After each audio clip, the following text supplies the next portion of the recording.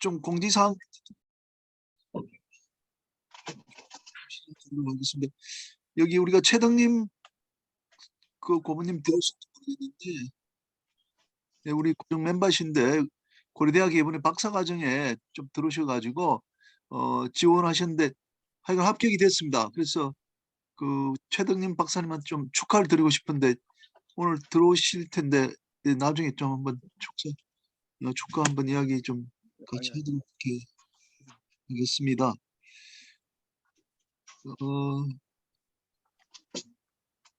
예, 그러면 지금 이성철 부장판사님하고 또 그 정필수 박사님 지금 계시니까 일단 오늘 뭐 강의라 그럴까 지난 2주 동안 뭐 있었던 일, 그리고 이제 또 금년 보니까 마지막 행사입니다. 금년에. 그래서 좀 축사를 좀 듣고 또 강의 시작하도록 그렇게 하겠습니다.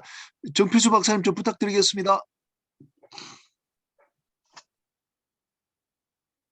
음소거를 하셔야 될 것 같습니다. 정필수 박사님 음소거 하시고.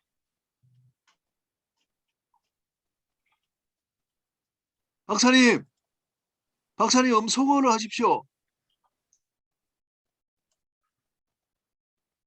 박사님. 핸드폰으로 이렇게 누르시면은요, 음소거하는 게 나옵니다. 여보세요? 예.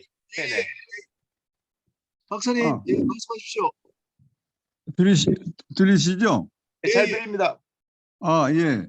오늘 성탄 2부인데도 불구하고 우리 바다 공부 모임에는 중단 없이 앞으로 계속 나아가고 있고, 이렇게 우리 공을 쌓아가면은 멋진 그 공든 탑이 이루어질 거라고 생각을 합니다. 바다도 아마 곧 메꿔지지 않을까 싶어요. 제 방에는 항상 제가 걸어놓은 액자가 하나가 있는데 우공이산이라는 액자를 걸어놓고 있습니다.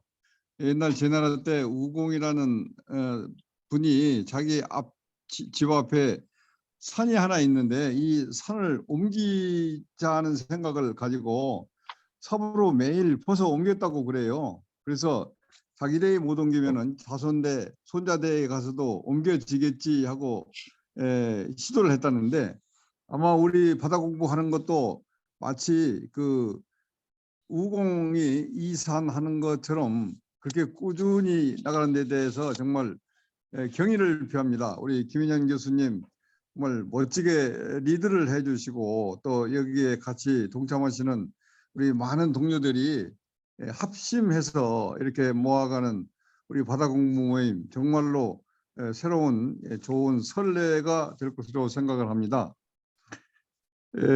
온 국민에게 희망을 주는 그 성탄 2부인데 우리 바다 공부 모임에도 좀 더 밝은 희망과 또 우리의 기대치가 좀 크게 이루어지기를 바라는 마음 한결 같습니다.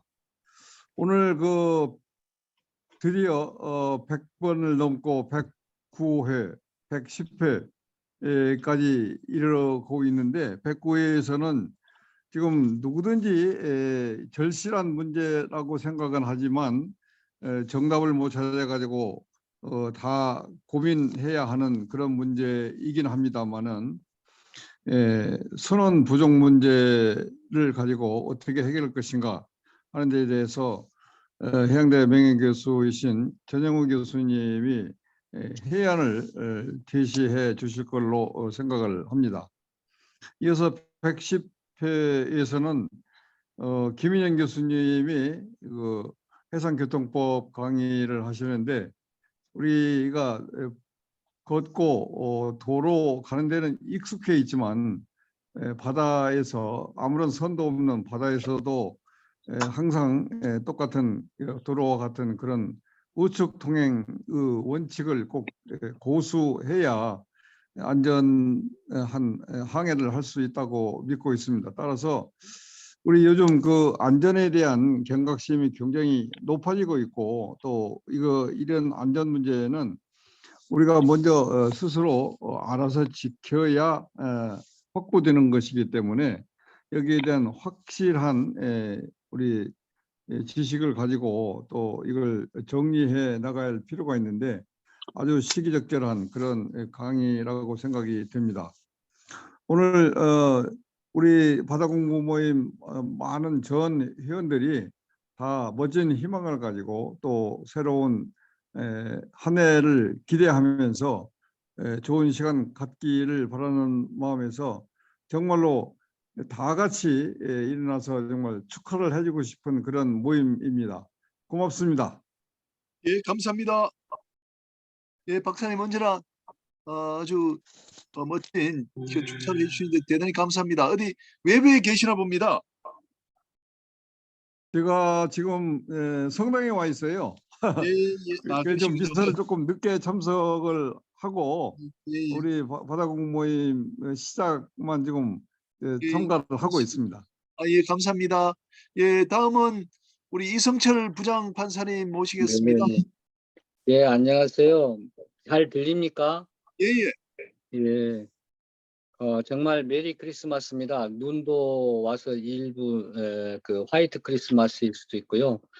이러한 그 크리스마스 이브에 김인영 교수님께서 이렇게 리드를 해주시는 가운데 정필수 원장님께서 또 덕담을 해주시고 감사드립니다. 전용우 교수님은 제가 알기에 선언 문제에 있어서 상당히 해박한 지식을 갖고 있는 것으로 알고 있습니다. 지금도 여러 분야에 걸쳐서 연구를 하고 계신 것으로 알고 있습니다.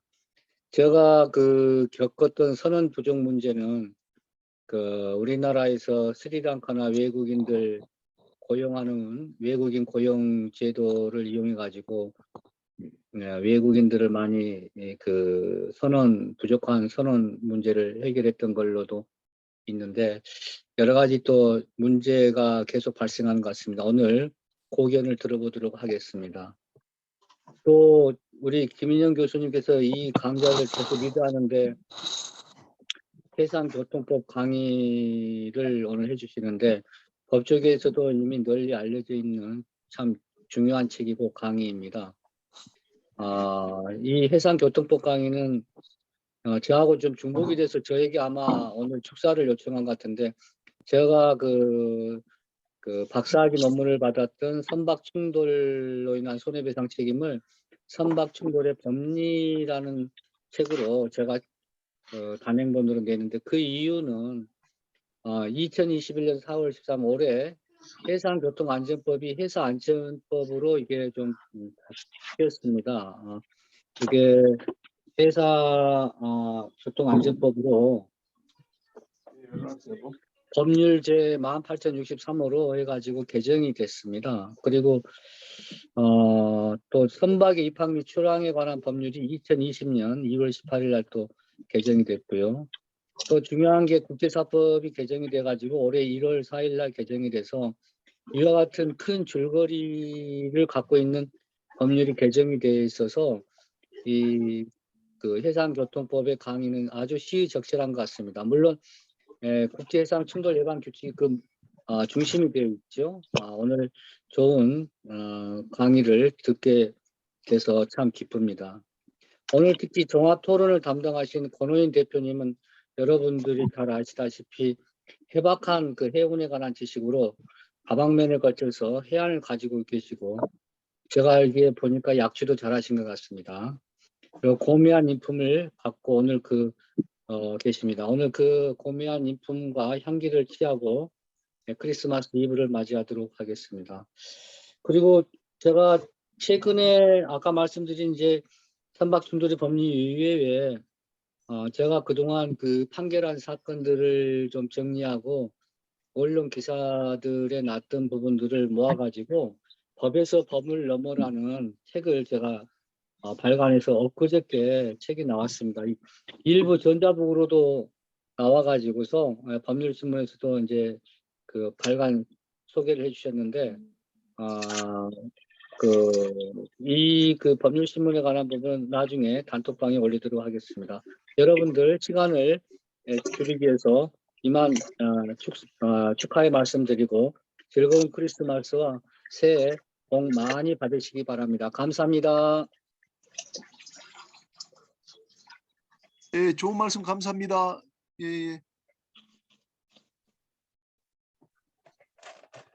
예, 그 지금 두 가지만 좀 더 말씀드리면요. 우리가 그 바다 공부 모임에서 나온 책 2권 가지고 고려대학교 평생교육원에 수업이 이제 정식으로 개설되었습니다. 그래서 1월 달, 2월 달에 이제 학생들 그 신청을 받아 가지고 수업을 하게 됩니다. 네, 근데 이게 여러 분야의 그 강좌를 우리가 통틀어 가지고 이제 그 이제 강좌를 만들어 놨기 때문에 그, 그 필자 모든 분들을 초대할 수는 없고 예를 들면 뭐 선박 금융 또 조선 또 뭐 해운 이렇게 해서 한 7, 8분을 강사로 이렇게 모셨거든요. 그래서 어 거기에 좀 하시고 싶은 분들은 제가 일단 뭐 신청 받아갖고 이렇게 했는데 또 바꿀 수도 있고 하니까요. 한번 제가 희망하시는 분은 더 추가할 수도 있고 또 뺄 수도 있고 이렇게 하니까 한번 그 필자 되시는 분들은 연락 한번 주시기 바라고 제 생각에는 이걸 우리가 이제 그 1년에 한 2차례씩 이제 1, 2권도 봄에 하고 3, 4권은 이제 가을에 하고 이런 식으로 이제 하는데 강사들도 좀 이렇게 바꿔 가지고 우리 필자들이 계속해서 강의할 수 있도록 이렇게 하겠습니다. 그래서 여기서 이제 발표하신 걸 우리가 책으로 또 만들고 이게 대학에서 이제 강의가 되고 하는 선순환이 일어나도록 그렇게 지금 준비가 되고 있습니다.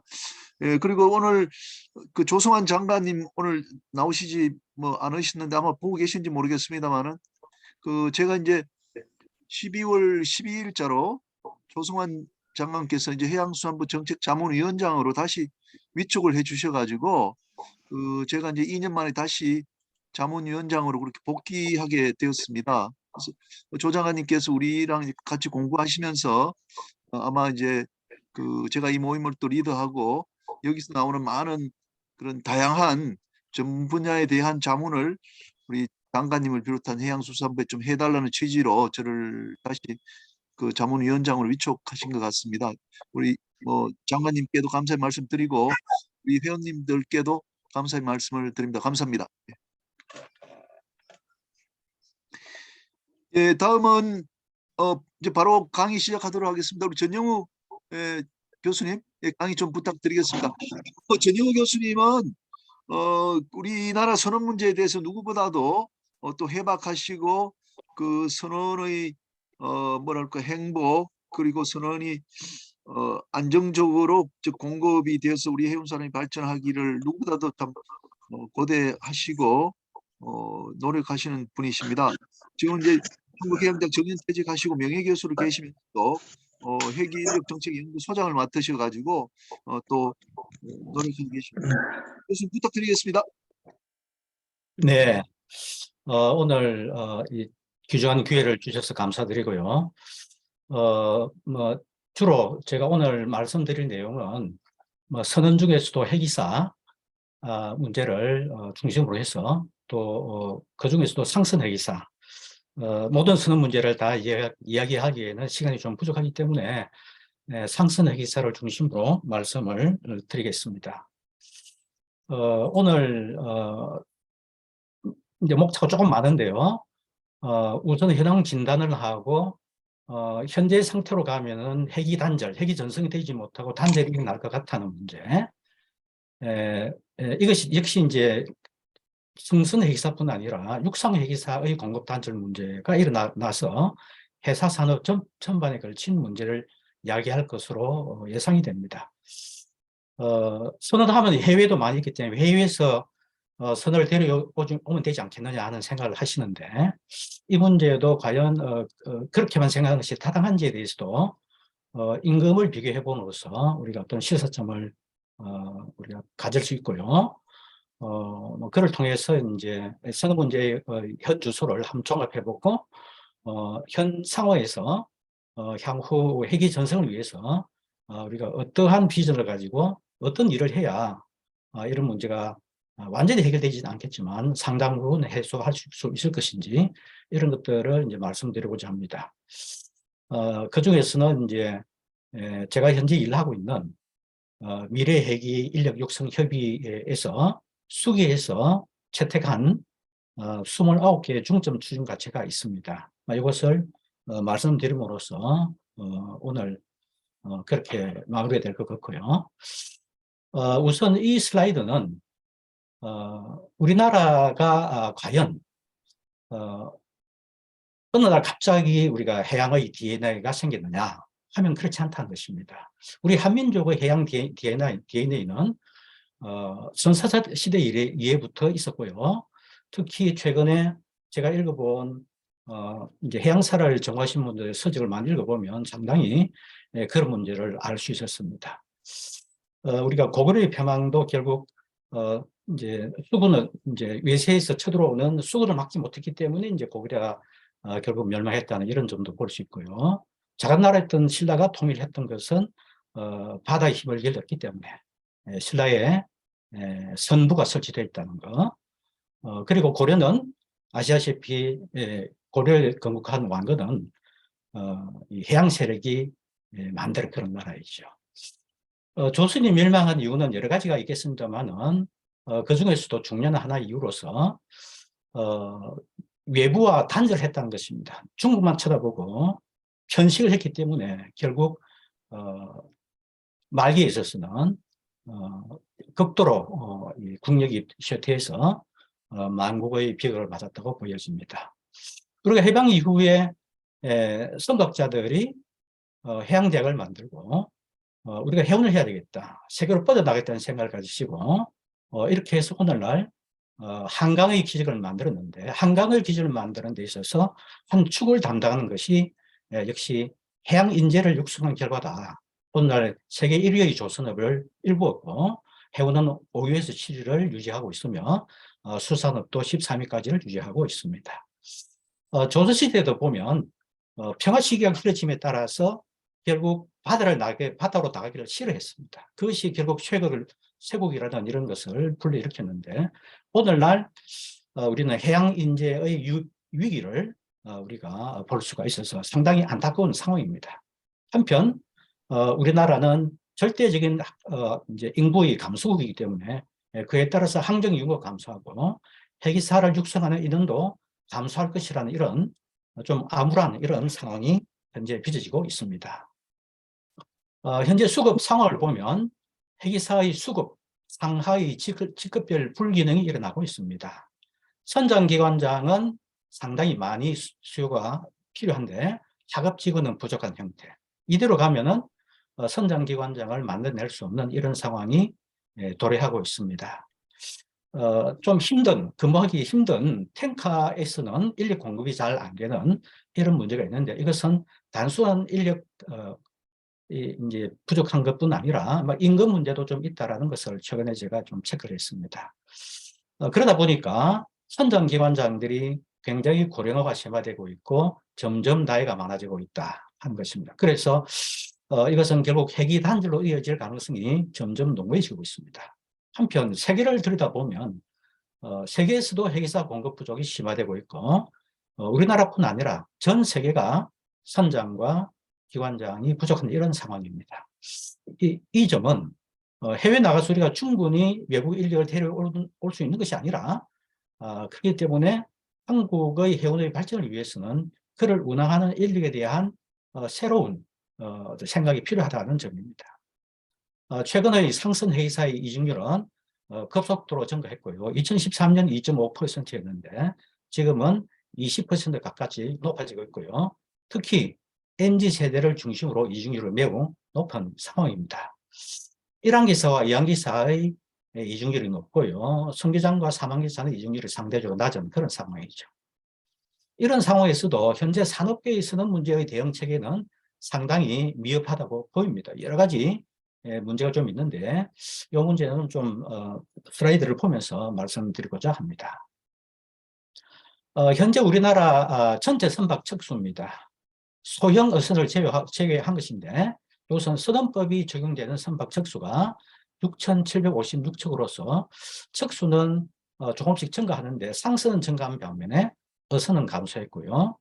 우리가 해외 송출을 많이 하였는데 우리 존경하는 김윤현 교수께서도 해외 송출을 나가서 실력을 쌓으셨는데 오늘날 해취선은 극도로 감소해서 거의 명맥을 간신히 유지하고 있는 이런 상황입니다. 우리나라 선언은 지속적으로 이제 감소하고 있습니다. 지난 22년간 연평균 2.23% 감소하고 있고요. 핵이사 수는 완만하게 하락하지만은 부원 수는 급속 감소해서 간신히 명맥을 유지하고 있는 이런 상황이라고 말씀드릴 수 있겠습니다. 한편 우리 국적선에 승선하는 한국인, 내국인과 외국인 전체는 지난 약 20년간 증가하고 있는 상황이고요. 대체로 이제 상선언은 증가한 반면에 어선언은 좀 감소하는 이런 상황이라고 볼 수 있습니다. 종래에는 어선 선언이 많았습니다만 지금은 상선 선이 더 많은 이런 상황으로 통계가 이렇게 집계되고 있습니다. 우리나라 상선은 수입니다. 상선 수도 전체적으로 보면은 위양상선 선언은 상승세가 둔화되고 있고 조금 꺾인 이런 상황이다. 내양상선언은 감소하고 있는 상황이고요. 해치선언은 감소세가 두드러지고 있는 이런 상황입니다. 이것은 내 외국인 상선원 수입니다. 전체적으로는 인원이 상승해서 작년 말 현재 3,200명 정도에 이르고 있고요. 내국인 상선원은 감소하지만은 외국인 상선 수가 상당히 지속적으로 증가하고 있고요. 우리나라는 선언의 이것은 현재 우리나라는 선언의 수입국이다. 선주국으로서 선언의 수입국으로 현재 그런 위치에 있다. 이렇게 우리가 평가할 수가 있겠습니다. 국제항해 상선의 핵이사만 이제 다시 한번 보겠습니다. 우리가 보다 이제 중시해 나가는 정책은 이제 핵이사이기 때문에 우리 총 내 외국인 핵이사 수는 외국인 핵이사를 좀 데려왔기 때문에 전체적으로는 증가할 것이고요. 향후로도 증가할 것으로 예상됩니다. 국제항해 상선 이제 우리나라 핵이사 수는 좀 감소하고 있고요. 외항 핵이사 수는 증가세에 있기는 합니다. 반면에 외국인 핵에서는 급격하게 증가하고 있는 이런 상황인 것을 볼 수가 있습니다. 문제점으로서는 상하 직급별 불균형인데요. 우리가 핵이사에 대해서도 외국인 핵이사를 개방한 시기는 2007년입니다. 2007년 이후로 여기 그래프에 잠깐 보시면 그전에는 선장 1항사, 2항사가 거의 공급이 균형을 이루어 왔습니다. 2007년 이후에 점차적으로 균형이 무너져서 작년 말 현재를 보면은 선장 1항사, 2항사, 3항사 이렇게 해서 선장보다 훨씬 작은 1항사, 보다 훨씬 더 작은 2항사가 있기 때문에 결국 지금 단절이 심화되고 있다는 상황을 볼 수가 있습니다. 기관사의 경우도 마찬가지입니다. 불균형의 심화는 상해사보다는 기관사가 더 심한 것으로 이렇게 통계적으로 이렇게 분석이 되고요. 현재 우리가 고용하고 있는 전체 외국인 선원은 27,000여 명이고요. 외항선에 13,000명, 핵이사만 하더라도 3,300여 명을 우리가 고용을 하고 있습니다. 그만큼 이제 내국인 하급 초급 핵이사가 이제 좀 줄어든 그런 상황이라고 볼 수 있습니다. 작년 말 현재 상황을 보시면요. 전체 외항 상선 핵이사 수가 약 6,900명인데요. 선장 1,221명인데 1항사는 1,000명 정도고요. 2항사, 3항사죠. 이런 상황에서는 과연 선장을 계속 만들어낼 수 있을 것인지에 대한 의문이 생길 것이고요. 향후에는 더 심화될 것으로 우리가 추측해 볼 수 있습니다. 기관사의 경우에는 기관장이 1,200여 명인데 1기사는 800여 명에 머물고 있어서 향후에는 기관장이나 1기사의 수급에 상당히 비상이 될 것이다 하는 것을 우리가 느낄 수가 있습니다. 탱크에 있어서도 케미칼, LPG, LNG, LPG 유조선 순으로 선원수가 부족합니다. 선대는 늘지만은 선원은 줄어드는 이런 상황으로서 수급 불균형이 심해지고 있다 하는 것을 볼 수가 있고요. 상급 핵이사의 고령화입니다. 지난 3년간을 살펴보면 점점 갈수록 5, 60대의 인원이 증가하고 있습니다. 이것은 1항 기사, 성기장으로 올라가는 인원이 줄어들기 때문에 그렇습니다. 특히 60대 이상의 선장과 기관장의 비율이 지속적으로 증가해서 선장은 33%, 기관장은 37% 수준을 이루고 있다. 이대로 가게 되면 결국 선장 기관장을 만들어내기 곤란한. 참고로 우리나라는 우리나라 국적 요양선에는 반드시 한국인 선장과 기관장을 승선시키도록 이와 같이 법제화 되어 있다 하는 점입니다. 그렇기 때문에 공급할 수 없다면 과연 선대 운항이 되겠는지 하는 이런 걱정이 생길 수밖에 없는 그런 상황입니다. 이직률이죠. 과거에 비해서 이직률은 거의 뭐 한때는 29%까지 올라갔다가 22%까지 올라갔다가 최근 좀 떨어졌습니다만 다시 올라가고 있습니다. 그래서 약 한 17% 수준을 이루고 있고요. 특히 그 중에서도 하급 회계사인 3급, 특히 4급 회계사의 이직률이 굉장히 높은 것으로 나타나고 있습니다.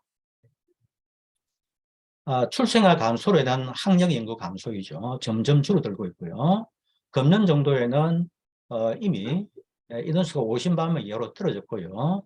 38년이 되면 30만 명 수준으로 떨어질 거로 예상됩니다.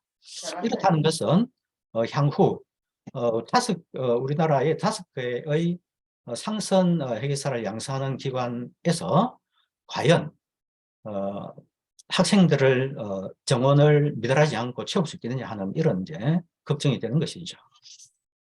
저희들이 연구한 바에 따르면 점차로 그 인원이 감소해서 향후는 공급 역량이 전체적으로 향후 12년간 4,000명 정도의 공급 역량이 떨어질 것으로 이렇게 내다보았습니다. 글로벌 회계사 공급 부족인데요. 이것은 2020년 자료이고요. 이것은 이제 넘어가겠습니다. 특히 코로나 때문에 회계사 육성에 비상이 걸리고 있다. 실습을 못 시켜서 큰 것이 이슈가 현재 지난 3년간 이슈가 되어 있습니다. 최근의 이제 자료인데요. 22년, 23년 자료로서 국제항해 상선 척수가 62,480척. 이게 이제 1,000톤 이상의 경우인데요. 회계사 수요가 68만 6천여 명인데 공급이 6만 5천여 명으로서 전 세계적으로는 약 5% 정도 인원이 부족한 것으로 나와 있습니다. 향후 5년간 전망을 보면 현재 시장에서 발주된 배가 향후 5년간 들어오게 되는데 3,900여 척이 증가하고요. 이렇게 되면 국제항해 상선이 6만 6,400척으로 팽창하고요. 회계사 수요는 75만 명 정도. 수요 증가 인원이 6만여 명 이상으로 증가하기 때문에 향후에도 회계사 부족은 계속 지속될 거로 보여집니다. 공급 현황인데요. 이제 보시면 기관사보다는 항해사보다는 기관사의 공급이 더 부족하게 되고요. 초급 회계사보다는 상급 회계사가 부족합니다. 그래프는 자세히 뭐 좀 작게 보되어 있습니다만은 모든 나라에서 상급 회계사는 조금씩 부족한 것으로 이렇게 나타나고 있다는 사실, 이 점을 우리가 좀 참고를 해야 되겠습니다.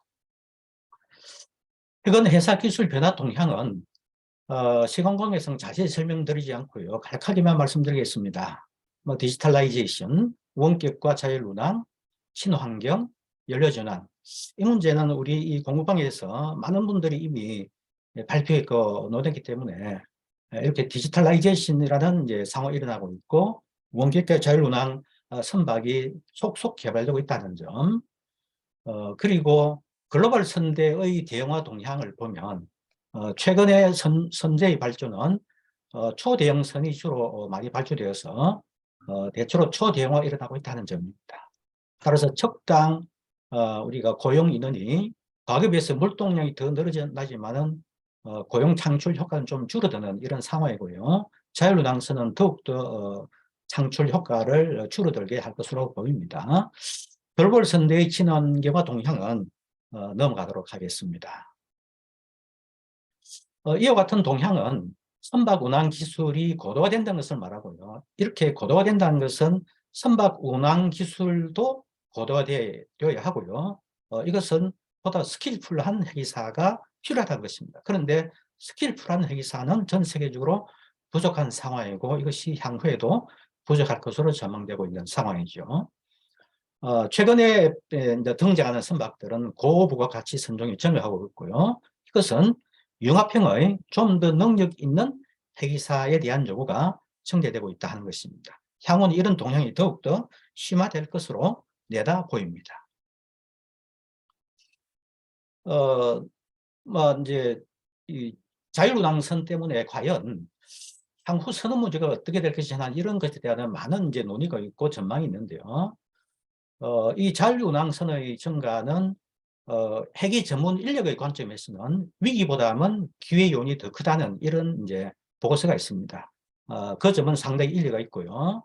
우리 대학의 모 교수가 또 쓴 어떤 박사학위 논문 이런 데도 살펴보면 이것이 인력의 상출 효과가 상당히 있을 수 있다 하는 점에서 핵 인력의 측면에서도 기회 요인이 된다고 보입니다. 최근에 등장하는 선박들은 운항비라든지 혹은 자본비 대비 선원비 비중이 극도로 감소합니다. 어떤 선박은 선원비가 1% 미만으로 떨어지는 것도 있고요. 대체로 요즘 등장하는 선박들은 2% 미만 내지 1% 미만까지 떨어지기 때문에 선원비 가지고 경쟁하려면 안 되고 좀 더 기술이 높은 어떤 전문 인력을 어떻게 육성하는 것이 중요해지고 있다는 것을 말해줍니다.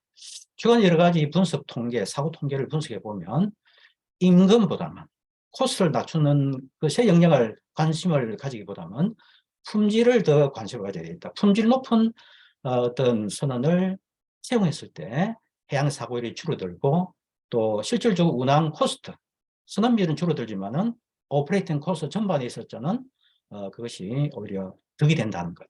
우리나라에서도 약 한 몇 년 전에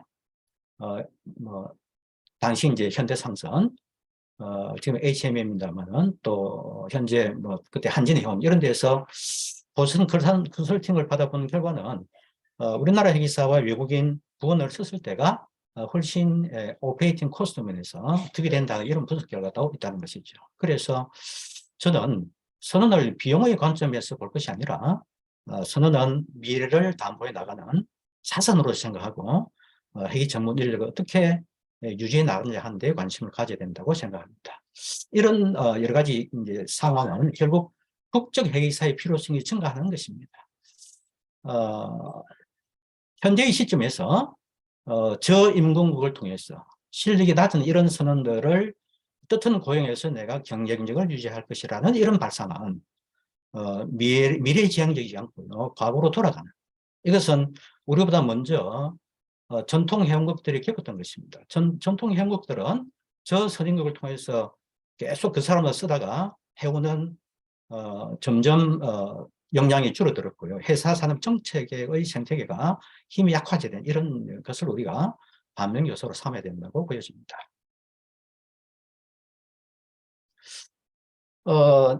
이런 상황이 지속된다면 우리나라에서는 핵이 단절이 일어날 것인지를 말은 많은데 저희들이 이런 문제를 하기 위해서 미래 핵이 인력 육성 협의회에서 지난 한 넉 달 동안 상당한 공을 들여서 분석을 했습니다. 이 슬라이드는 그 분석을 인한 도출 절차 그리고 우리가 핵이 전승을 위해서 현재 시점에서 전원을 한국 사람을 쓸 수는 없기 때문에 적어도 핵이 전승이라는 것을 달성하기 위한 범위에서의 어느 정도 국내의 핵이사를 유지해야 되는지 이런 인력을 도출하기 위해서 이런 절차를 거쳤다는 것입니다. 종래의 여러 가지 그 선언 수거 문제를 분석을 했습니다만 이번에는 처음으로 직급별 실제로 이제 직급별 분석이 매우 중요하기 때문에 직급별 인력을 분석해서 현재의 상황을 진단을 했다는 점 말씀을 드리고요. 특히 우리 내부에서 어떻게 핵에서 인력이 공급이 될 것인지에 대해서 상당한 수기 끝에 실무가와 이론가 이런 분들이 같이 모여서 충지를 모아가지고 이제 이렇게 분석을 해냈습니다. 맨 아래 파라그래프 밑에 보시면 우리 핵이사의 공급은 전년도에 시장에 있는 인원에서 이제 떠나는 사람과 퇴직하는 사람, 상급 직원으로 승급하는 인원을 빼고요. 연령 증가로 상위열로 진출하는 인원과 신규 진입자 수, 외부 전입자 수, 하위 직급으로도 승급하는 인원, 연령 증가로 하위 연령에서 진입하는 인원 등을 각 직급별로 이렇게 분석해서 상당히 오랜 기간 이제 이렇게 공을 들여가지고 분석을 했습니다. 그 결과 이렇게 이중률이 높아지고 있고 고령화가 진행되는 상황을 시행하지 않는다면 향후에는 국적선에 공급할 수 있는 선장은 800여 척에 머물 것이다. 800여 척에만 선장이 공급된다. 기관장은 643척만 공급된다. 이처럼 공급 역량이 떨어지기 때문에 이런 일이 일어난 것이죠. 향후 10년 후를 이제 분석을 했습니다.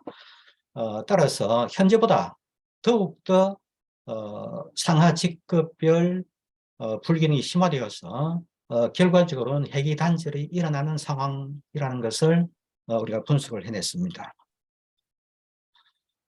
내양선도 마찬가지입니다. 내양선도 같은 방식으로 이제 분석을 했는데요. 내양선도 현재는 이게 보면 항해사와 기관사 수요 공급입니다. 이렇게 공급이 부족한 상황이지만 공급 부족 상황은 향후 10년쯤 됐을 때 굉장히 부족이 심해지고요. 그리고 2040년 정도 되면 거의 공급이 안 돼서 그것은 내양상선 운항의 차질이 현실화되고 있다 하는 것을 이렇게 우리가 분석할 수 있습니다. 해상 해기 인력이 감소가 일어나면은 상선의 운항이 곤란해지는 이런 문제, 상선 운항의 차질이라는 것은 결국 공급망, 서플라이 체인의 위기가 닥쳐오고 있다는 이런 것으로 우리가 이해를 해야 될 것이고요. 해상 해기 인력 자체의 감소만으로도 경제적 가치는 어느 정도 감소하는지를 저희가 분석을 해보니까 요약만 했을 때도 향후 10년간 5조 원 정도의 경제적 손실이 일어나는 것으로 이렇게 분석을 했습니다. 그만큼 회계사들이 현재 이제 경제적 가치가 높은 일을 하고 있다, 이렇게 말씀드릴 수가 있겠습니다. 다음은 이제 육상 회계사 문제입니다.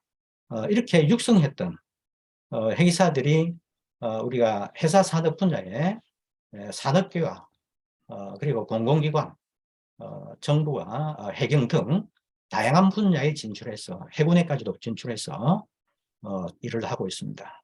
대략 한 10,000여 명 정도. 저희들이 다 분석을 못했는데요. 집계를 가능했던 것까지 하면 11,000명 정도까지는 나오는데요. 우리가 한 10,000명 정도 된다고 이렇게 한번 생각을 해봅시다. 이것은 그래프로 표현한 것이고요. 의외로 해양경찰에 대단히 많은 회계사들이 들어가 있습니다. 배를 사고 내려서 간 사람도 있고요. 학교 졸업하고 바로 간 사람들도 있고요.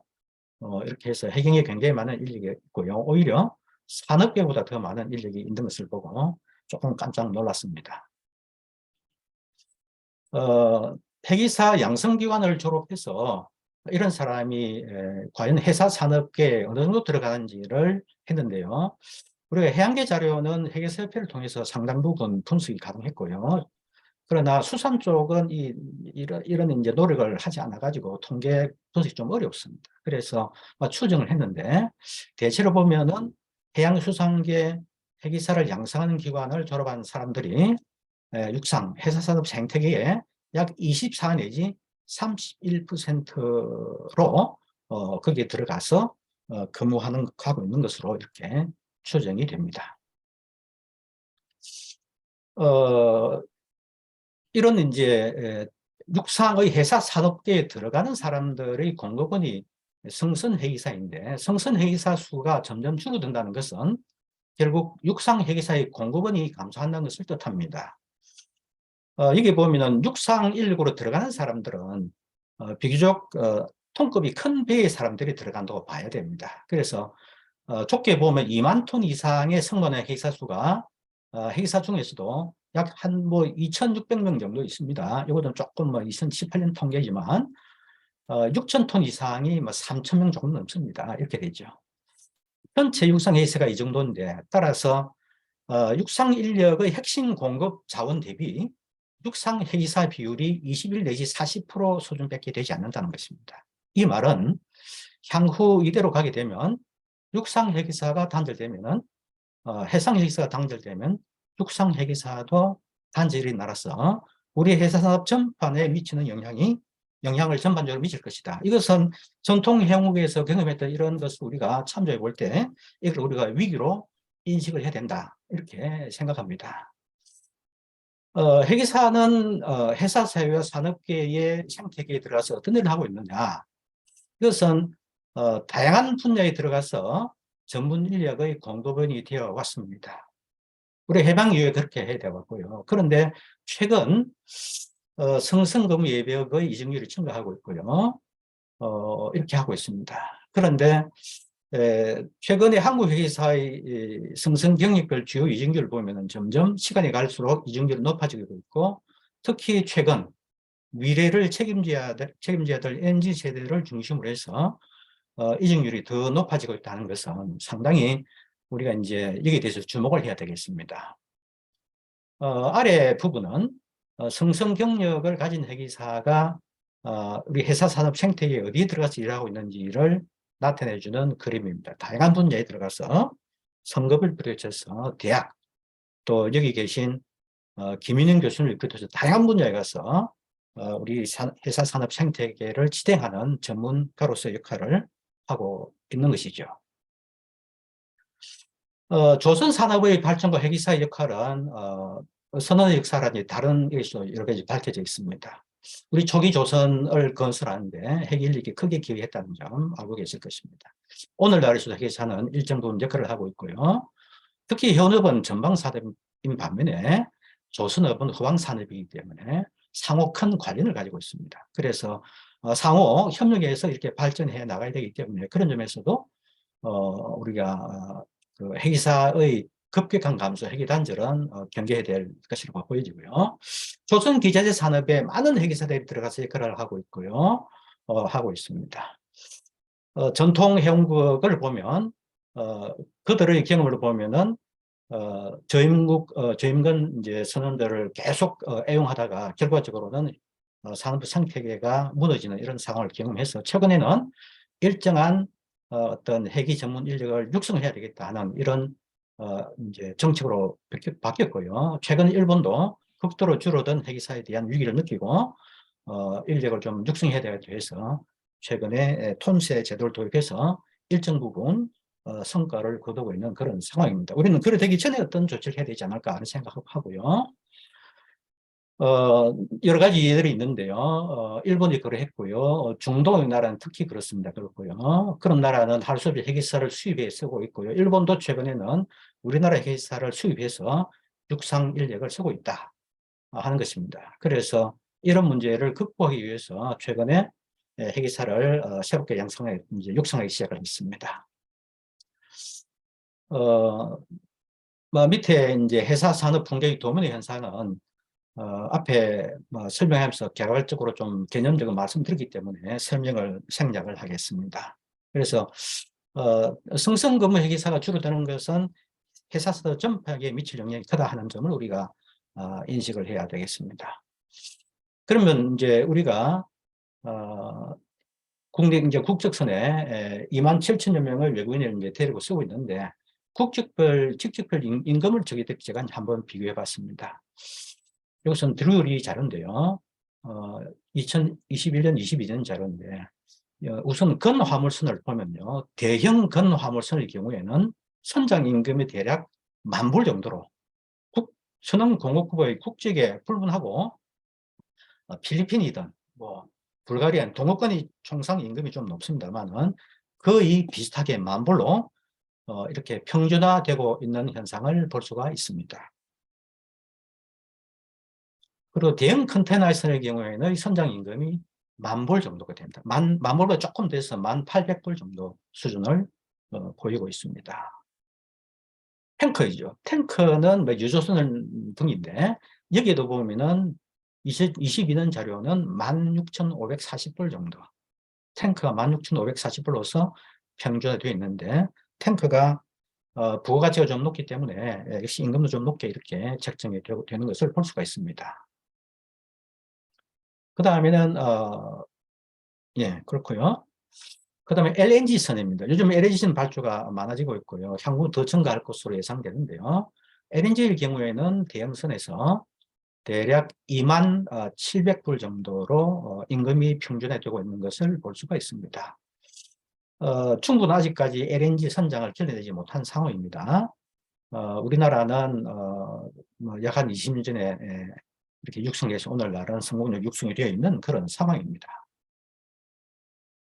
이것은 전 세계 국제 항해선의 평균 임금입니다. 뭐 나라마다 차이는 있겠습니다만 평균 임금을 보면 여기서 우리가 이 도표에서 제가 말씀드리고자 하는 것은 주로 이항기사에서 1항기사로 승진할 때 임금이 100% 이상으로 상승하는 이런 임금 전략을 쓰고 있다 하는 것이죠. 이것은 우리나라와 큰 차이가 있습니다.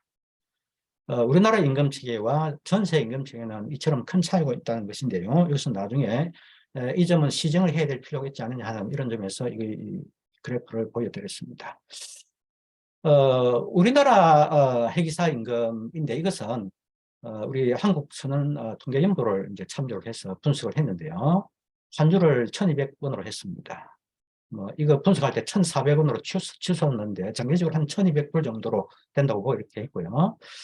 앞에 제가 보여드렸던 외국계의 임금은 그냥 이제 웨이지 코스트라는 개념, 웨이지 코스트, 유급 휴가비를 포함한 개념입니다. 이제 베이직 웨이지에다가 103시간의 오버타임 수당에다가 유급 휴가비, 이게 세 가지를 합쳐서 산출한 금액이죠.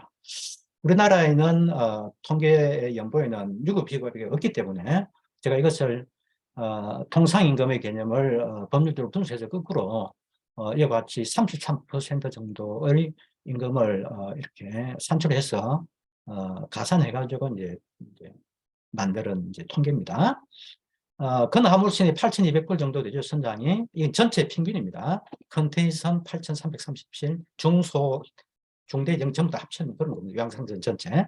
탱크는 9,600불, LNG 12,000불 가량이죠. 이렇게 보면은 해외에 비해서 우리나라 임금이 오히려 낮지 하는, 좀 낮구나 하는 것을 여러분들이 이제 느끼게 될 겁니다.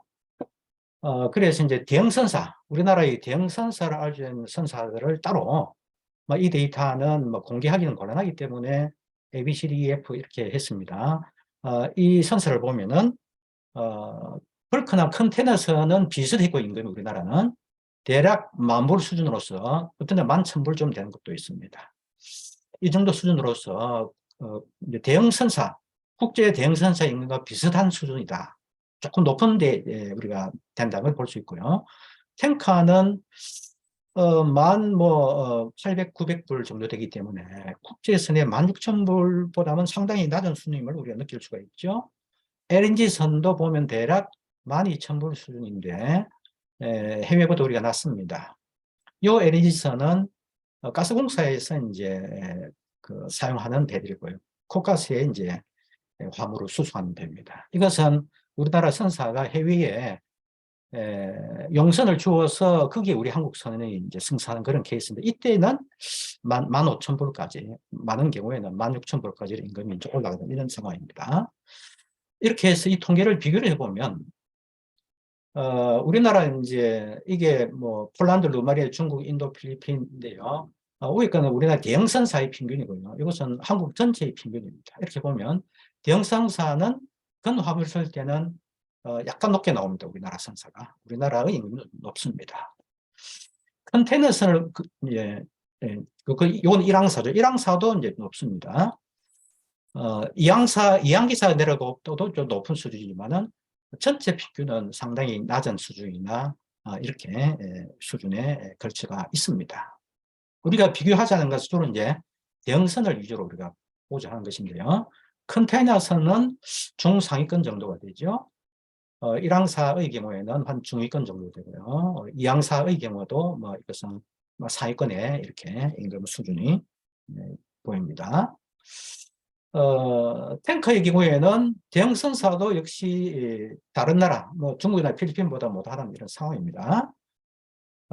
역시 1항사도 마찬가지입니다. 1항기사. 2항기사는 중상위권 정도가 되는 그런 수준이죠. LNG선의 경우에도 보면은 대형선사가 하위권입니다. 하위권에 못 미치죠. 거의. 1항사도 그렇고요. 2항기사는 이렇게 중하위권 정도 이렇게 되어 있습니다. 이것은 이제 해외에 송출 나가는 이런 케이스의 경우인데 이 경우에는 그래도 하위권 정도는 이렇게 있습니다. 이렇게 되는 이런 수준. 그래서 이렇게 보면 사실 제가 이 통계를 분석하면서 저도 개인적으로 상당히 놀랐는데요. 우리나라의 탱커의 임금이 왜 이리 낮은가? 탱커의 인력이 수급이 안 되는 것은 임금이 너무 낮기 때문에 아닌가 하는 이런 요인도 있을 것이라는 생각을 하게 되었습니다. 임금 비교를 우리가 이제 요약해 보면 그렇습니다. 국제지선 임금은 기본급, 시간의 근로수당, 유급휴가로 구성되고요. 유급휴가 일수는 적게는 8일에서 한 달에 이제 30일 발행됩니다. LNG에서는 적어도 20일에서 30일 정도로서 평균화되고 있다.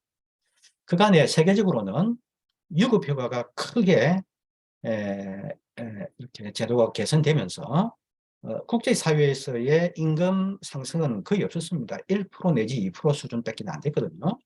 그런데 이렇게 전체 웨이지 코스트가 올라간 것은 유급휴가의 개선 때문이라고 이렇게 분석이 됩니다. 우리나라는 그러지 못했죠. 그런 점이 임금 차이를 특별히 벌어지지 않느냐 이런 생각이 듭니다. 평균 임금 수준은 2항기사에서 1항기사 올라갈 때 100% 이상 상승한다는 점, 국제적 상급 회사 임금은 임금 차이 감소로 평준화되었다는 점, 이런 걸 우리가 볼 수 있었고요. 우리나라 임금 수준은 헐크와 컨테이너는 상위권이지만은 전체 평균은 하위권이고요. 탱크 LNG는 하위권에도 못 미치는 이런 상황이다. 이런 점을 볼 때요. 이게 좀 이런 상황에서 만일 강달러 시대에 우리가 해외 인력을 구하러 가면 과연 질적 스킬 풀한 회사를 데려올 수 있느냐 하는 이런 이제 의문이 생기죠. 이렇게 보이기 때문에 해외에서도 관리급, 선정기관장을 데려오기는 굉장히 어렵다. 경제적인 측면에서도 해외 인력에 의존만 해서는 안 될 것이다. 경제적 타당성 측면에서도 그러하다는 점이 있고요. 따라서 어떻든 국내 우리나라의 강점은 굉장히 튼튼한 공급 체계를 가지고 있다는 거죠. 국내의 상급 회사 고용과 육성이 균등한 것이고요. 따라서 아까도 이제 뭐 선대위 팽창에 대해 제가 특별히 말씀을 안 드렸는데요. 향후 10년간 작년 말 현재 1155척에서 1500척, 1540여 척으로 증가할 것으로 보입니다. 향후 50% 정도 더 성장한다면 상급 회사 수급 차질은 더욱더 심화될 것입니다. 따라서 이제 1항기사에서 2항기사의 이중률을 감소시키기 위한 어떤 노력이 필요합니다.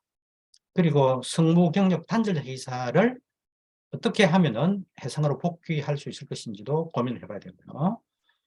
국내에서 국가가 양산하기 위해서는 일단 전원을 고용하는 체제를 유지하지 않으면 학교들이 아마 다른 분야와 경쟁해서 회사를 학생들 모집하기 어려워지지 않겠냐. 그렇기 때문에 국가 양산은 전원 공유된다는 체제를 유지해 줄 필요가 있다. 이런 것이고요. 필요하면 재교육기관은 이제 해양수산연수원에서 좀 더 추가 공급도 좀 해야 될 것이다. 이렇게 보이고요. 특히 그간의 노사합의, 2007년 이후 노사합의가 일어난 후 약 12년 동안 2010년에 마지막 합의한 이후에는 이렇다 할 변화가 없이 계속 시간만 흘러갔기 때문에 오늘날 상하직급별 불균형이 심화되었고 회기 단절이 일어나고 난 상황까지 온 것이죠. 따라서 이런 문제를 반드시 이제 해결해야 될 것이고요. 성급 회계사를 어떻게 육성한 것이 이제 주 관건이기 때문에 임금 상승률 정도 국제 수준에 맞추도록 노력을 해야 되겠고요. 그간에는 각자 따로 이렇게 노력을 했는데 이것이 효과가 없었습니다. 효과가 없었고요. 노사 간에 이런 협의가 잘 안 되면 결과적으로 전혀 선언 문제 해결을 못하는 이런 상황이 너무 오랫동안 지속됐던 것이죠. 그래서 이 회기 전선을 위해서는 조직화된 공동 노력이 중요하다는 것입니다. 뭐 이런 이제 분석에 따라서 사실 미래 회기 인력 육성 협의라는 것이 이제 만들어져서 출범을 했습니다. 그래서 뭐 지금 말씀드리는 것은 최근에 미래 회기 인력 육성 협의회에서 이제 공동 노력하기로 했고 거기에서 채택한 어떤 전략 이런 문제를 제가 이제 정리해서 말씀드리는 것입니다. 우선 이제 이중률 감소 목표 값도 이제 이렇게 설정을 했고요. 30% 정도는 줄여야겠다. 1항기사와 2항기사는 30% 정도는 이중률을 줄여야 되겠다. 좀 적극적인 목표를 수립을 하고요. 성기장 3항기사는 한 10% 정도. 성무경력 단절 회계사도 연간 한 80명 정도는 시장에 좀 최대한 노력을 해야 되겠다. 쉽지 않을 것입니다. 한국인 선정기관장은 이미 전원으로 국세청에 다 육성한 것은 거의 불가능한 것으로 보이기 때문에 저희들이 최대한 노력을 이직률을 감소시키고 했을 때 1000척 정도까지는 우리가 육성할 수 있도록 노력이 필요하다. 그 정도는 우리가 노력하면은 달성할 수 있겠다. 이렇게 목표값으로 잡았습니다. 기관장은 80척요. 지금 현재 필수 지정 선박이 300척인데 여기까지는 도저히 폐기 단절을 막을 수가 없습니다. 그래서 저기 분석 결과는 700척 정도는 지정을 해야 되지 않을까 이렇게 보이고요. 외항상선 내국인 이제 해기사는 승무 해기사를 7,500명은 유지해야 되겠다. 지금 6,900명 좀 안 되는데요. 향후 7,500명 정도는 유지를 해야 되겠다 하는 것이고요. 그러면 이제 그 나머지 인력은 약 8,000여 명이 해기사가 부족해집니다. 향후 심정수에는 이것은 해외에서 데려올 수밖에 없습니다. 현재 3,300명 쓰고 있는데 향후는 다른 외국의 굴지의 회사들과 경쟁을 해서 외국인 회계사를 데리고 와줘야 되는 것입니다. 그렇게 하지 않으면 안 되겠고요. 7,500명 정도를 유지하면 그러면은 우리 회사 산업 생태계에 공급되는 육상 회계사도 공급될 수 있으라 저렇게 우리가 자체적으로 판단하고 있습니다. 나머지 그러면은 선대는 결과적으로는 선정기관장도 매우 아쉽지만 풀 수밖에 없는 이런 이제 상황이 되고요. 대신에 아래를 좀 튼튼하게 1, 2항 기사를 좀 더 고용을 하는 이런 전략이 필요하다고 보여지고요. 특히 이제 지정 선박을 정하는 데 있어서는 임금 경쟁력을 고려해서 특수선, 대형선, 오펙스 비율이 낮은 이런 선박을 위주로 선계장을 한국이 선을 쓴 것이 좋겠고요. 이렇게 함으로써 회계 전성 목표도 이제 달성할 수 있겠고, 물론 이제 외국인 회계사의 고용 유연성도 상당 부분 확보될 수가 있을 것입니다. 이것이 그간에 이제 노사 간에 상당히 이제 문제가 있었기 때문에 이런 이제 고육지책으로 이렇게 이제 목표가를 설정했고요. 국가 양성 회계사 성선 취업률을 100% 유지하자는 것은 여기처럼 2010년도에 외항상선 척수가 950여 척인데 지금 이제 1155척, 향후 1500척 늘어난다고 보면요. 선대도 늘어나는데 실제로 회계사 양성 인원은 줄어들고 있다는 것입니다. 이것이 이제 결국 이제 육성돼도 바다로 나가지 않는 인력이 점점 늘어난다 이런 것을 보이고요. 앞에서 본 이제 것처럼 해외에서도 충분히 회계사를 데려오는 것은 굉장히 어렵다 하는 것입니다. 내양상선은 저희들이 분석한 결과 지금 거의 무너져 가고 있기 때문에 내양상선은 이미 이제 위기가 이미 현실화되어 있습니다. 그래서 연평균 500명 정도의 항해사 기관사를 넣어주지 않으면 붕괴 직전이다 이렇게 볼 수 있고요. 그를 위해서 현재 내양회계사가 공급되지 않는 6급이나 혹은 5급 인력을 연평균 420여 명을 추가로 육성해서 현재 들어가는 인력보다 더 많이 들어가야만이 내양해운이 나름대로 유지될 수 있다는 것입니다. 그래서 연평균 500명을 육성하자 이렇게 이제 했고요. 이것을 종합하는 것이 이 슬라이드입니다. 그래서 사실 이제 12개 이제 회원 기관 단체들이 모여서 브레인스토밍을 했고요. 약 77개를 하자고 이렇게 나왔는데 세부 분석을 통한 결과 그 중에서 중점 추진 과제로서 29개 여기 나온 것처럼 추진 전략으로서는 상급 회계사 육성을 하는 것이 급선무다. 상급 육성 강화, 이직률 감소, 내양 회계사 수급 문제를 해소해야 되겠다. 그리고 사회적 지원 시스템 구축해야 되겠다라는 이 네 가지 추진 전략과 그리고 세부적인 전략 과제로서 29개를 식별을 했습니다. 그래서 29개를 간략하게 이제 시간이 좀 많이 흘렀는데요. 설명을 드리겠습니다. 관리급, 관리급에서 이제 선장기관장을 말합니다. 이 메르카를 위해서는 결국 그동안 이렇게 상박하우였는데 이것을 국제 흐름처럼 현재는 2항기사에서 1항기사 올라갈 때 임금이 140% 수준이 됩니다. 해외에 비해서는 그러니까 이제 2항기사에서 1항기사로 안 올라간다는 것이죠. 임금도 일정 부분 이제 역할을 하는 것이죠. 그래서 임금 부분에 있어서 상호 하박의 임금을 지향해 나가는 이런 전략이 필요하고요. 성무경력 단절 회계사의 해상 복귀자 모집은 쉽지 않겠으나 연간 80명 정도는 더 이것은 중간에 들어가기 때문에 뭐 1학기사나 뭐 2학기사 정도를 모집해서 이것은 특별히 설계된 프로그램에서 해야 돼요. 이것은 해양수산연수원이 해야 될 걸로 보이고요. 들어보니까 해양수산연수원과 정부가 이 문제를 주요 과제로 이렇게 식별해서 하려고 하는 이런 움직임을 볼 수 있습니다. 그리고 우리나라는 1급 면허사를 취득한 지 너무 시간이 오래 걸립니다. 35살 때야 가까이 돼 34살, 5살 때야 이제 1급 면허를 취득하거든요. 너무 늦습니다.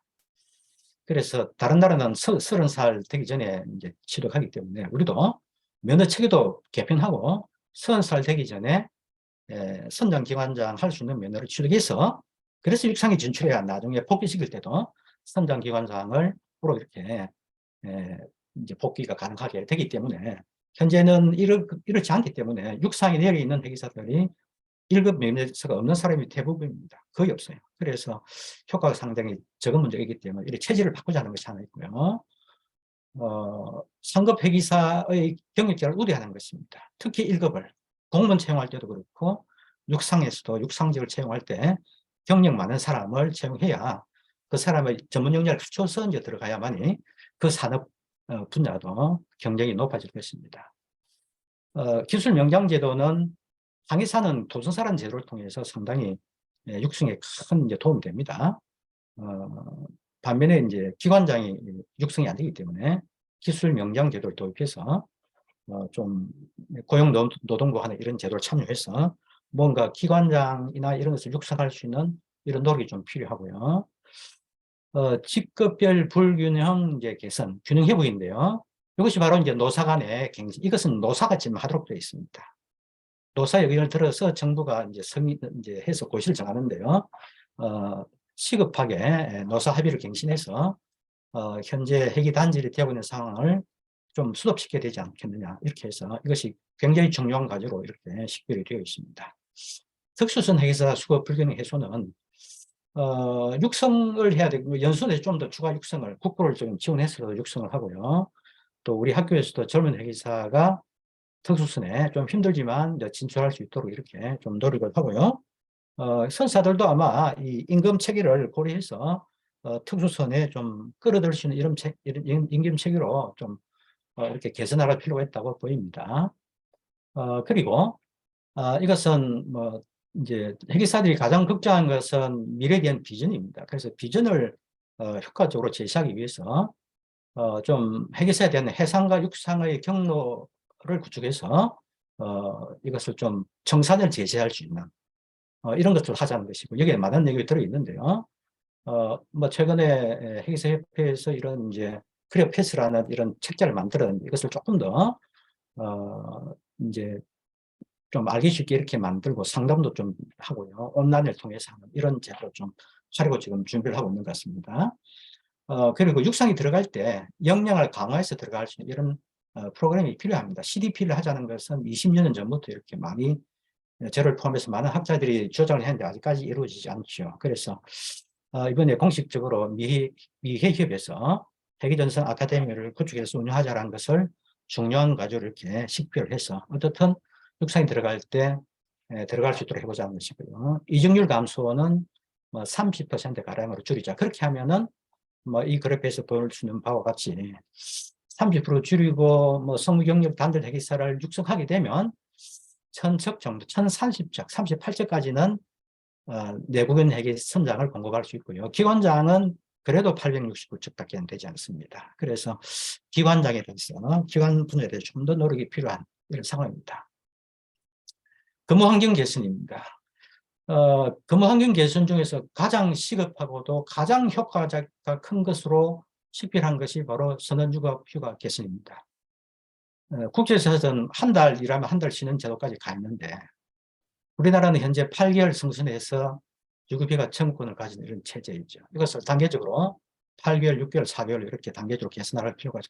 갑자기 하면은 시장에 충격을 주기 때문에 이렇게 해나갈 필요가 있고요. 이것을 법을 반드시 개정해야 되느냐 하는 것은 의문이 있기 때문에 특히 중소형선사는 법을 개정했을 때 따라오기 어려운 이런 문제가 있을 것입니다. 그래서 법으로 해야 될 것과 단협으로 해야 될까? 경우에 따라서 무급휴 같은 걸 종합적으로 검토를, 이것은 결국 이제 정부와 노사 간에 좀 더 치열한 이런 논의를 해야 될 과제인데, 가장 우선적인 과제로 저희들이 집행해 놓고 있습니다.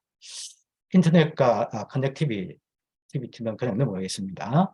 해양 비대면 의료관리 서비스. 이거 약 한 7년 전부터 해양 원격으로 시범 사업을 하고 있는데요. 원격으로의 어떤 이슈는 보건복지부의 이슈로서 지난 30년 동안 해결 못한 아주 난제입니다. 이거를 기다려서 선원들의 어떤 어려운 문제를 해결하게 된 것은 불가능하다고 보고요.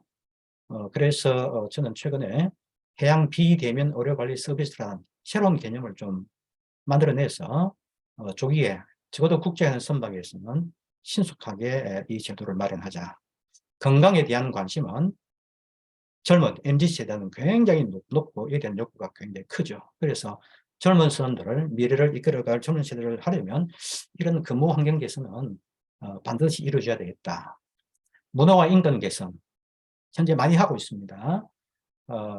인권 개선도 최근에 여러 가지 일을 하고 있는데 아직 좀 부족하죠. 최근에 시작하기 때문에. 그래서 문화와 인권 개선은 세대 간 격차라든지 이런 문화와 인권 문제가 해결되지 않으면 젊은 세대의 바다를 떠나는 이런 중요한 요인이 됩니다. 그래서 이런 걸 해야 되고요. 아울러서 바다에 너무 사고율이 큽니다. 그래서 안전보고 사고 예방 체계를, 법제를 비롯해서 각종 교육 체계 등을 높여서 재해율을 낮춰줄 필요가 있습니다. 바다도 상당히 안전하다는 이런 인식을 심어주기 위해서도 필요합니다. 홍보, 개별적으로 따로 하고 있습니다. 이것을 좀 체계적인 종합 홍보 전략을 수립해서 각자가 시의적절하게 좀 지속적이고 정기적으로 이렇게 해 나갈 필요가 있는 그런 사업으로서 홍보 강화를 이제 했고요. 또 현재 이제 선어의 날을 작년도에 금년도 처음으로 해양수산부가 했는데 이것이 국가 공식 기념일은 아직 아니죠. 이것을 법률로서 국가 공식 기념일로 지정하고 이것을 정공원의 행사가 아닌 민간 노사 모두 모여서 이렇게 행사를 해서 시너지를 높일 필요가 있다고 생각을 합니다. 내양상선 수급 문제는 공급 다변화입니다. 현재 내양선에는 거의 노력을 하지 않았다고 봐도 무방합니다. 그래서 최근에 여기서는 이제 어떤 산업간 협의체를 구성해서 5, 6급 회사 연수를 좀 더 많이 육성하고요. 정부에서 안 해주니까 최근에 해운조합에서 인천해사고등학과 이제 결합해서 회계 교육원을 설립해서 내년에 이제 이렇게 추가 육성, 자체적으로 육성하려 하더라고요. 이런 것도 하고요. 우리 해양대학에서는 이게 해양부사 대견인데 거기에서 해군 부수함들을 이제 선발해서 내양 상세 선박기로 공급하는 이런 것을 준비를 해서 내년부터 시작하려고 하고 있습니다. 이렇게 해서 좀 다양한 곳에서 추가 인력을 공급하는 전략이 필요하고요. 공급만으로는 좀 부족합니다. 우선 공급을 해야 되고 공급이 안 되기 때문에 유지를 하기 위해서는 역시 해운조합을 비롯해서 내양 선사들이 종합적으로 근로조건의 개선 및 후생복지를 강화하는 이런 일을 해야 되겠습니다. 아울러서 내양 회원들을 위해서는 실질적으로 휴가를 줄 수 있는 이런 체계를 위해서는 공동예비원제, 현재 선언법에 입법이 되어 있습니다만 현재 안 하고 있죠. 공동예비원제를 하거나 안 그러면은 내양 선박 관리 회사를 설립해서 운영하는 이런 것을 검토해서 실질적으로 안전 수준도 높이고 선호를 체계적으로 관리할 수 있는 체제로 할 필요가 있다. 내양성의 지속 가능성 제고를 위해서 안전운임제, 지금 육상에서 안전운임제는 난리가 났습니다만은 실제로 필요한 안전운임제는 바로 내양선입니다. 이렇게. 내양선에 이런 것을 한번 추진해야 돼요. 이것은 좀 별도로 해양수산부에서 수기를 해서 좀 연구를 해서 해야 될 그런 제도입니다. 한다면은 안전운임제 안에는 역시 선언의 안전임금이라는 것이 들어가 있습니다. 그렇게 해서 이런 걸 해야 되지 않을까 이런 생각을 하고요. 사회적 지원 시스템은 국가는 선에 대해서는 공공기관에 의해서 서비스가 좀 일어나고는 있지만 부족합니다. 선의 인력 관리 현재 안 되고 있고요. 고용과 복지와 교육 이 정도만 하고 있습니다. 인력 관리나 안전보건, 재해예방 관련한 공공 서비스가 없습니다. 바다에는. 이 점이 상당히 큰 문제라고 하지 않을 수가 없습니다. 그래서 이를 위해서는 선인력복지공단을 설립해서 원스톱 서비스를 할 수 있도록 선언의 공공기관의 하나의 공단을 만들어서 좀 체계적으로 해주면 좋겠다 하는 것이 미협의 생각입니다. 선언에 대해서는 국제하는 선언은 전면적으로 근로소득의 비과세를 했으면 좋겠다는 것입니다. 현재는 이제 300만 원 정도의 이제 면세 혜택이 있는데 이렇게 되면 이제 초급 회계사는 현재 거의 세금을 내지 않습니다. 안 되는데 향후 이제 전면 면제하면 실제로는 이제 장기 생산하는 회계사들이 아마 실질적인 비과세 혜택을 하게 될 텐데요. 영국을 비롯해서 전통 회원국과 그리고 선언 공국국 모두가 지금은 선언에 대한 전면 비과세를 하고 있는 것을 우리가 분석해서 이렇게 파악을 했습니다. 그 다음에는 우리가 이제 회계 전승을 위해서는 우선 내부인 고용 우선 원칙이라는 것을 국가 입법으로 확립을 하고요. 고용 조정 관리는 노사에게만 맡겨놔서는 안 되겠다는 생각이 듭니다. 노사에게 맡겨놨더니 지난 12년간 전혀 문제 해결을 못하고요. 지금 회계 단절도 치닫고 있는 상황이 되어버리고 말았습니다. 결국 고용과 수급 이것은 국가의 정책으로 결정해야 될 사항이기 때문에 이것을 정부와 선언정책위원회, 선언법에 나와 있는 정책위원회에서 과학적으로 분석하고 그리고 노사의 의견을 들어서 고용조정 관련 이런 체계로 넘어가서 좀 체계적인 이런 그 전략, 국가의 좀 더 역할이 필요하다 이런 말씀을 그렇게 생각이 되고요. 그 다음에 이제 국가와 민간이 공동으로 해야 될 것은 성선 근무 예비역 제도 유지 더 열심히 노력해야 되겠고요. 이런 일을 하려면 회계 전선 기금이 필요하고요. 또 세 번째 것은 이론적으로 복잡한 내용이지만은 국제 규범에서는 국적에 따른 합리적 차별 처우를 허용하고 있습니다만 우리나라는 그렇지 않습니다. 이런 문제를 해결할 수 있도록 해서 향후 좀 더 외국분 회계사를 많이 쓰는 상황이 될 것이기 때문에 이미 전통 회원국이 하고 있는 것을 우리가 안 할 필요는 없습니다. 그래서 개방 규정을 도입하는 이런 것이 필요하고요. 마지막으로 새롭게 이제 만들어진 미래회계 인력 육성 협의회를 좀 더 활발하게 활동을 해서 이렇게 함으로써 회계 전성이 일어날 수 있도록 이렇게 일도 하고 모니터링하고 반성하고 이렇게 해서 해야 될 것이다 이렇게 말씀을 드립니다. 그래서 오늘 제가 말씀드린 것은 이 밖에도 뭐 저 개인적인 여러 가지 뭐 생각들을 좀 있는데요. 오늘은 미래회계 인력 육성협의회에서 공식적으로 채택한 이런 중점 과제를 말씀드린 것으로서 이렇게 했습니다. 시간이 좀 많이 걸렸는데요. 좀 죄송하게 생각하고 이 정도로 해서 제가 오늘 발표는 마무리하도록 하겠습니다. 경청해 주셔서 감사합니다. 뒤에 로드매터는 넘어가겠습니다.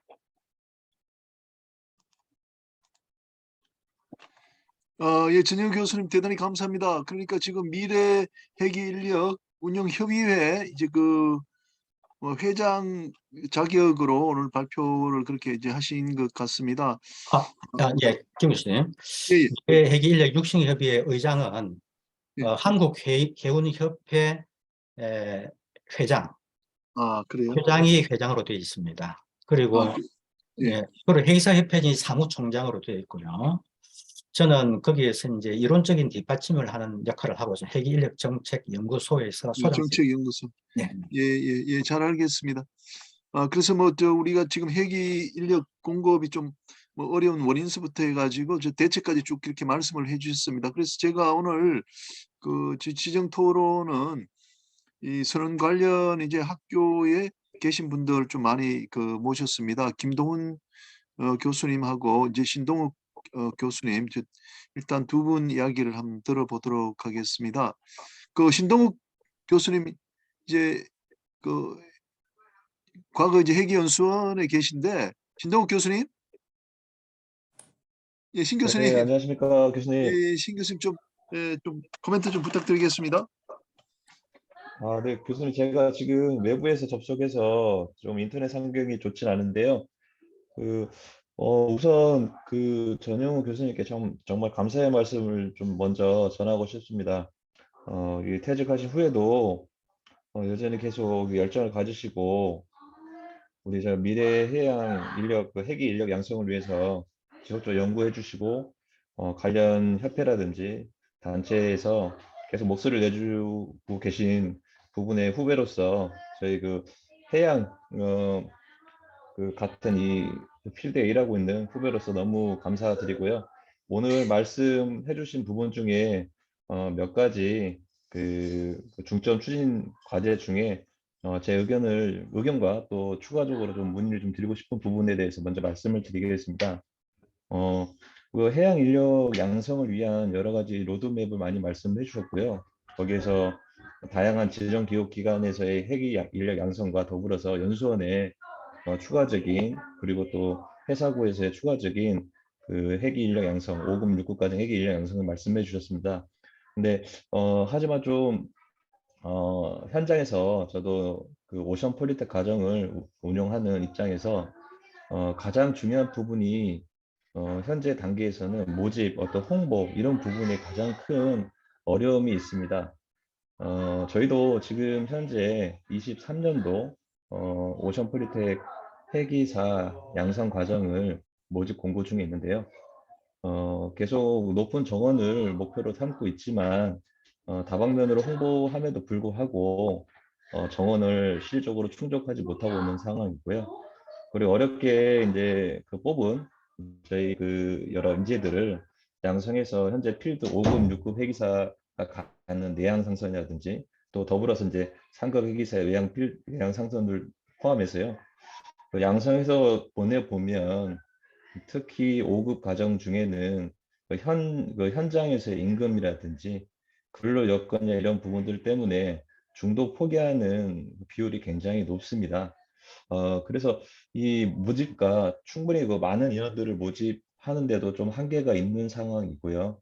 그리고 양성했던 회계사들이 그 초기에 바로 장기 승선 유지 이전에 초기에 바로 이탈하는 그런 현재의 상황을 개선할 수 있는 방안이 어떤 부분들이 있을지 좀 교수님께서 그 생각하고 계시는 중점 어떤 과제에 대해서 다시 한번 좀 여쭈고자 합니다. 자, 이상입니다. 예, 감사합니다. 그러면 좀 질문을 좀 모아서 하도록 하겠습니다. 그 김동훈 교수님, 인천 예, 해상고등학교 네, 김동훈 교수님 네, 제가 예, 모셨습니다. 김동훈입니다. 소리 잘 예, 교수님도 들립니까? 전문가신데 좀 코멘트 부탁드리겠습니다. 예, 저는 그 인천 해상고등학교에 이제 그 8월 달에 정년 퇴임을 했습니다. 벌써 제가 만 62세가 넘어서 교육공무원 정년퇴직을 하고 올 9월부터 그 제주도에 있는 성산고등학교에서 초빙을 받아서 제가 이제 기간제 또 교사로 지금 제주도에 오피스텔에서 이렇게 연결이 돼서 지금 언급을 하고 있는데요. 오늘 뭐 존경하는 우리 전영우 교수님이 선호 문제에 대해서 이야기를 하셨는데 제가 그 부분에 뭘 추가적으로 말씀을 드린다는 게 뭐 송구스럽고 하지만 몇 가지 제가 초기에 또 미래 회기 인력 협의회에 또 그 가담을 해서 활동을 했던 기억이 나서 우리나라의 선원의 공급과 수요를 비교했을 때 제가 1980년도 졸업하고 90년대에 이제 한국 선주협회에 첫 근무할 때 그 빙고 그 ISF 빙고에서 통계가 항상 국가적인 그러니까 회기 인력은 5만 명이 부족한 걸로 나오거든요. 근데 1990년대부터 부족했는데 지금 30년, 40년 동안 계속 부족했는데도 불구하고 선복은 엄청 크게 확장했고 그렇다고 해서 선원이 없어서 배가 출항 못하는다는 이야기는 한 번도 들어본 적이 없거든요. 그래서 국제적인 통계가 지금 맞는 건지 하는 것에 대한 의구심을 좀 갖고 있습니다. 근데 그 분야를 뭐 부정한다 그러면 안 되기 때문에 이제 그런 제 개인적인 생각을 이야기 드리는 거고요.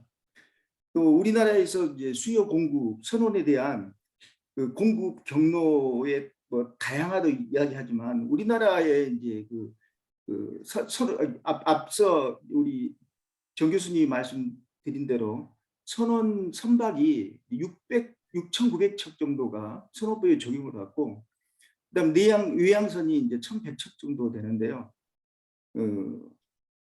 왜 우리 지금 현재 그 회기 지정 교육기관에서 학생들을 공급하는 인원이 1,600명 정도 됩니다. 1년에 양성하는 인원들이 뭐 사망자가 2년 동안 생산한다 그래도 3,200명이기 때문에 사실 우리나라의 공급이 부족하다고는 생각이. 그러니까 그 제가 이야기하는 공급이라는 것은 이제 학생들을 졸업시킨 회계 지정교육기관에서 졸업시킨 인원을 이야기하는데요. 우리나라는 이제 국가 필수 선박과 지정 선박, 동원 선박으로 크게 나눠져 있고, 국가 필수 선박에는 우리나라 선원들이 8명 정도 승선을 하게 돼 있고요. 그다음에 지정 선박이 한 뭐 700척 정도 되는데요. 이 선박에는 이제 우리나라 선원 회기사들이 뭐 4명에서 6명, 그다음에 동원 선박은 선기장만 배를 태우면 되도록 돼 있거든요. 실제로 우리나라의 선봉량이 엄청 많고 해운 입국에서 해운 강구로 들어가고 선원 공국에서 선원 수요국으로 바뀌고 있음에도 불구하고 이런 이제 국가 필수 선박과 지정 선박, 동원 선박을 지정해 가지고 한국 선원들에 대한 을 승선시키기 때문에 이제 앞으로 뭐 최근 4년 동안 코로나 문제 때문에 우리나라 선원들이 이제 크게 그 불균형을 초래하지 않았지만 앞으로는 그런 불균형이 심화될 걸로 그렇게 보여집니다. 그래서 이번 미래 그 회기인력 협의회에서 이런 이게 이제 필수 선박과 지정 선박, 동원 선박은 선주협회, 그다음에 해운조합과 이제 사용자하고 노동자 간의 이제 그 MOU를 통해서 이게 지정되기 때문에 국가에서는 양 당사자들이 협의가 오면 이것을 국가에서는 이제 운영하고 있기 때문에 이 제도를 조금 유연성 있게 바꾸는 방법도 우리나라의 그 초급 회계사들을 공급하는데 공급 루트를 완화시키는데 많은 도움이 될 걸로 그렇게 보여집니다. 근데 한 가지 더 말씀드리고 싶은 게 이제 승선실습 제도도 개선을 해야 된다는 생각이 들고요. 지금 이제 우리 고등학생들은 전용 실습선이 확보돼 가지고 단체 승선 실습을 전문으로 하고 있고, 대학 같은 경우에는 6개월은 단체 승선 실습, 6개월은 개인 승선 실습을 하는데 우리나라의 그 육상 관리자들의 생각은 단체 승선 실습은 사실 개인 선사 실습보다 그 퀄리티가 떨어진다는 그런 인식을 가지고 있는 것 같습니다. 근데 저희들이 이제 우리 학생들을 교육하면서 느꼈던 바는 사실 그 단체 승선 실습이 오히려 개인 승선 실습보다 그 인스트럭터라든가 교육을 우리 학생들을 교육시킬 수 있는 게 더 심화되어 있고, 요즘 전용 실습선이 뭐 첨단 그 시뮬레이터들을 갖추고 있기 때문에 교육의 퀄리티가 훨씬 높다고 생각되거든요. 미국 같은 경우에도 이런 그 전용 실습선을 단체 승선 실습을 하는 학생들에게 1.5배의 그 승선 경력을 인정해 주는 그런 경우도 있고 하는데, 우리나라는 이런 부분에 대해서 오히려 퇴보하고 있다는 생각이 좀 듭니다. 그래서 이런 부분들을 오히려 좀 바꿔준다 그러면 우리나라의 그 선원들의 그 부족 현상은 좀 완화되지 않을까 이런 생각을 가지고 있고요. 많은 생각이 있습니다만은 저도 시간 관계상 뭐 이 2가지 언급으로 대신하겠습니다. 감사합니다. 예, 김동원 선생님 감사합니다. 아유, 정년퇴직하셨군요. 우리가 알았어요. 좀 또 축하도 드리고 이렇게 해야 되는데 제주 쪽 가셔도 건강하게 잘 계시고요. 계속 저희들 모임에 들어오셔서 좋은 의견 많이 주시기 바랍니다. 네, 제가 감사합니다. 지금 신동덕 항해사한테 좀 말씀을 좀 드려달라고 부탁을 했습니다. 신동덕 항해사님. 예, 신동덕 항해사님 들어 계신데 그 선원의 입장에서 앞으로 우리나라 회계 인력 양성 공급 어떻게 하면 좋은지 좀 말씀 부탁드리겠습니다.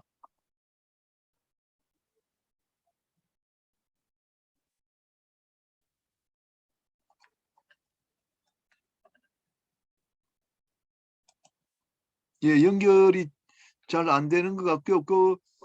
김석훈 우리 선원 과장님 계신데 김 과장님은 좀 마지막에 좀 코멘트 해주도록 부탁드리겠습니다. 그러면 전용욱 교수님 그 두 분에 대한 질문 좀 답변 부탁드리겠습니다. 네네. 네, 우선 신동욱 교수님께서 이제 해양수산 연수원 오션 폴리틱에서 인력을 모집해도 참 쉽지 않다는 점인데, 예, 이 점은 뭐 저도 익히 알고 있는 부분인데요. 요즘 사람들 모집하기가 굉장히 쉽지 않습니다. 그래서 이 부분은 이제 그 해양수산 연수원만의 노력으로는 역시 한계가 있다 이렇게 보여지고요. 기존의 방식 가지고는 역시 한계가 있을 거로 보여집니다. 많은 노력을 하셨겠지만 그래서 좀 더 특히 이제 5, 6급 이제 오션 폴리텍의 모집이라는 것은 우리가 수급의 조절 기능을 한다는 측면에서 특히 내양의 경우에는 더욱더 이것이 중요하기 때문에 산업계와 같이 협력해서 협의체를 만들어 가지고 좀 홍보를 해주는 것이 좋지 않겠나 이런 생각이 들고요. 어쨌든 뭐 그 정도로 홍보돼서 말씀드리고요. 한량률이 높은 문제는 이제 우리가 제도를 먼저 개선해 놓고 한량률을 줄여 나가는 이런 방식으로 보다는요. 이미 탈락률이 높기 때문에 먼저 공급을 하면서 바로 저희들이 여기서 식별했듯이 종합적인 근무 여건 개선이 필요합니다. 특히 내양선은 외양상선의 경우에는 그나마 이제 승승근무 예비효과를 비롯해서 근무 여건이 또 생활 여건이 뭐 사람들을 끌어들이는 어느 정도의 힘이 있습니다만은 내양에서는 거기 근무 여건, 생활 여건이나 근무 여건, 그리고 임금 여건, 그리고 실제로 휴가를 가기 어려운 여건 이런 등등의 상황이 종합적으로 얽혀 있습니다. 그렇기 때문에 이것은 교육기관만의 노력으로는 불가능합니다. 그래서 이 부분은 역시 공급처인 교육기관과 또 실제로 고용하려는 산업계와 그리고 정부 등이 모여서 같이 답을 찾아야 되는 이런 방안을 하지 않으면 안 될 것 같습니다. 지금까지는 조금 이제 나름의 협력을 해왔지만 그 협력의 수준이 그 효과를 거둘 만큼 되지는 못했지 않나 싶습니다. 그래서 어떻든 협의체를 결성해서 모집과 그리고 모집하고 선발하고 교육하고 그리고 유지하고 사후 관리까지 이런 일련의 체계를 만들어서 해야 어느 정도 효과가 나지 않을까 이런 생각을 합니다. 그래서 이것은 난제이기도 하지만 지금부터라도 어떤 서로 협의된 그런 조인트 에포트를 할까요? 이런 것이 필요하다고 생각합니다. 김동원 선생님께서 굉장히 이제 선언 문제에 대해서 여러 가지 좋은 제안을 많이 해주시고요. 국제 통계의 신뢰성에 대해서도 말씀해 주셨습니다. 뭐 그와 같은 신뢰성에 대한 의문은 저도 가지고 있습니다, 사실. 그런데 그것을 확인할 길은 현재는 없죠. 그걸 확인하려면 우리나라에서 국제 통계를 한번 해봐야 되는데 현재까지는 그러려면 많은 자원이 좀 필요한데 그게 쉽지 않거든요. 그래서 나름 현재는 이 통계를 빔코가 있고요. 그 다음에 드루리 리포트 드루리 리포트가 최근에 새로 이제 나왔는데 이 두 개를 가지고 우리가 분석할 수밖에 없는 상황이다 이렇게 보이지고요.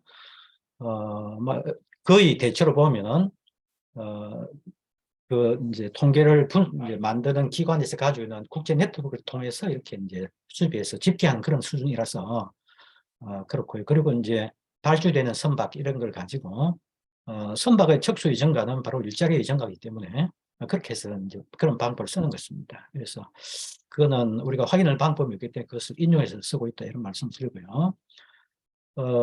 공급 다변화는 그건 안 되기 때문에 우리가 추진하려는 것이고요.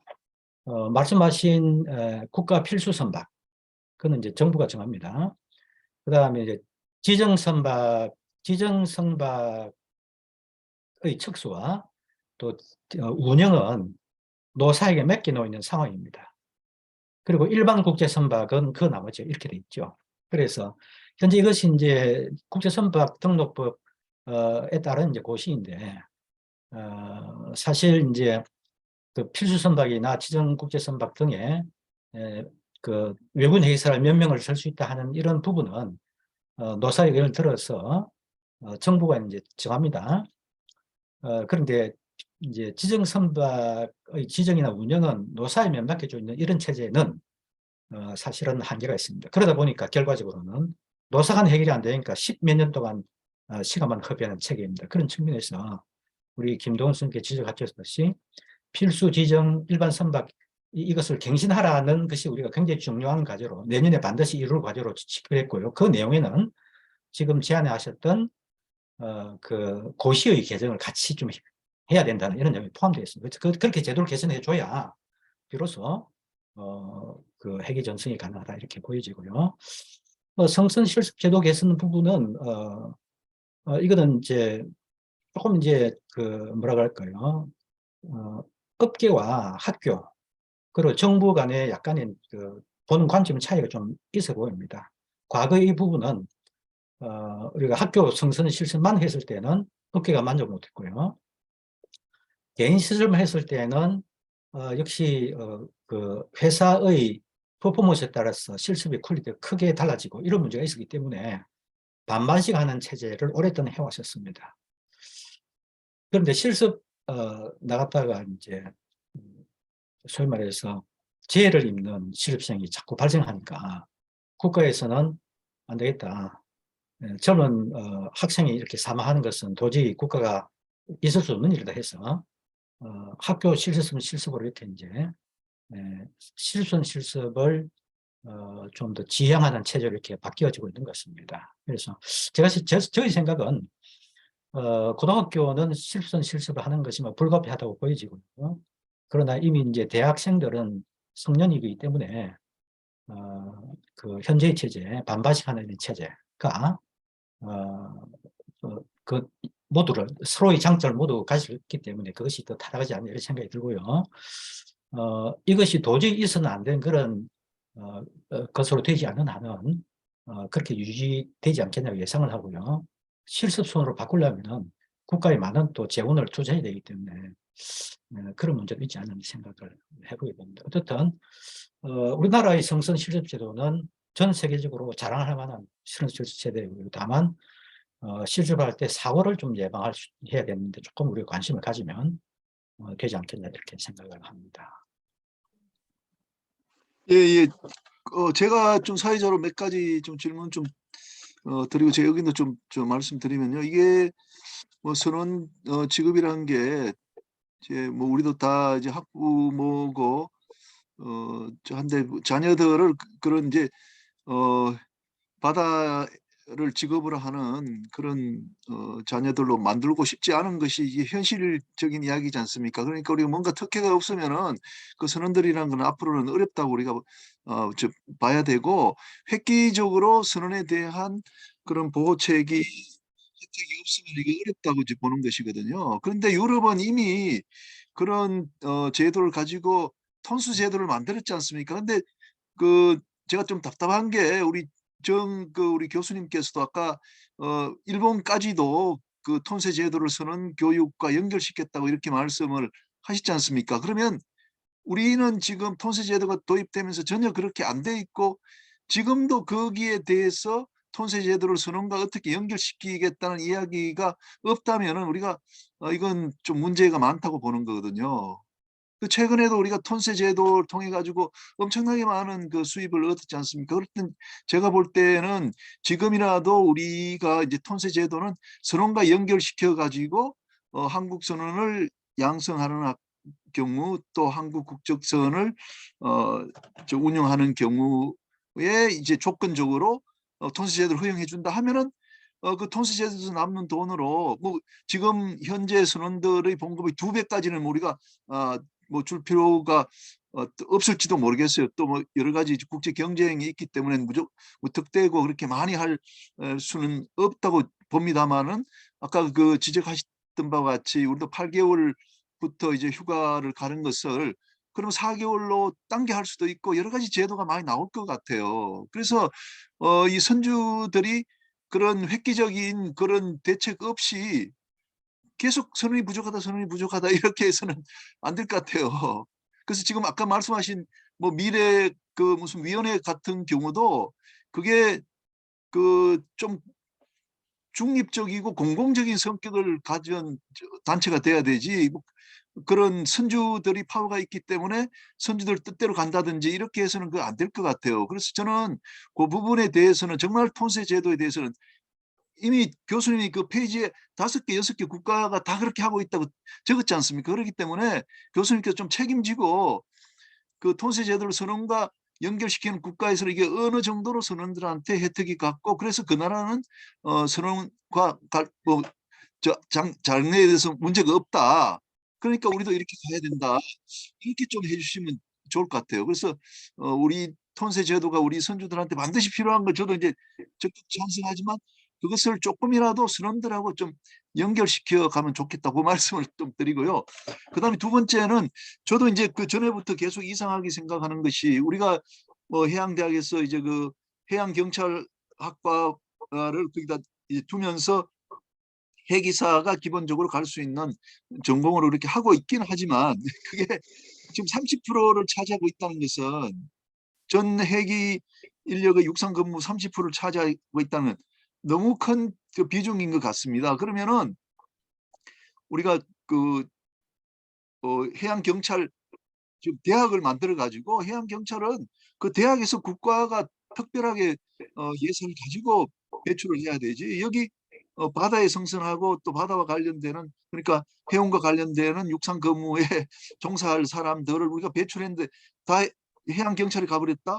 그럼 그거는 문제가 될 것 같아요. 그래서 30% 정도 되는 것은 그러면 우리가 이제 뭐 예산처에다 기획처에다 이야기할 때도 이거 부분은 해양 경찰 쪽의 예산으로 잡아라고 한다든지 이런 식으로 우리 나가야 될 것 같거든요. 그래서 그 부분은 너무나 큰 것이기 때문에 우리 교수님께서 그 연구하실 때 그걸 강조하셔가지고 그 부분을 뭐 해양 경찰 인력도 반드시 필요하죠. 그렇지만 해양대학에서 해기사로 다 배출돼야 되는가 하는 것은 이제 의문이 드니까 그것은 좀 별개로 일정 부분은 해양 경찰에서 바로 배출되도록 해주면 좋겠다는 제 생각입니다. 아, 예, 예. 우선 폰세 제도와 연결해야 되는 점은 저도 다른 연구에서 그런 이제 주장을 많이 했던 거고요. 우리나라는 사실 선언의 해기사의 육성을 국가에서 담당했기 때문에 연결이 조금 안 되었던 면이 있었다 보입니다. 뭐 최근에 뭐 한국해운협회에서 바다의 품이라는 이런 걸 만들어서 거기에서 일정한 금액을 이렇게 거출해서 그것을 그 10% 정도 그런다고 들었고요. 5% 정도는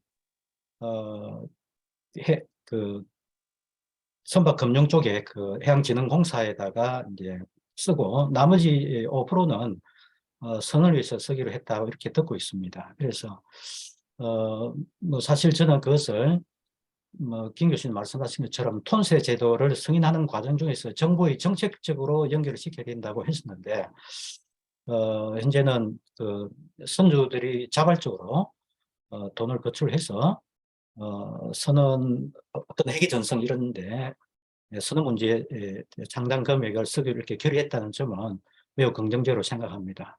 그래서 그것이 민간체 자율적으로 잘 일어난다면 뭐 그 정도로 될 것 같고요. 그것이 또 여하치 않다면은 정부의 정책으로 하는 것도 정책 자문을 하고 계시니까 그렇게 좀 해줘도 될 것 같은 생각이 듭니다.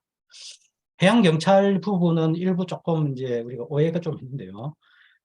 우리가 성선 인력을 생각하면 양성한 사람의 대부분은 산업계획 쓰고 있고요. 성선 인력이 7,000명 정도 있으니까.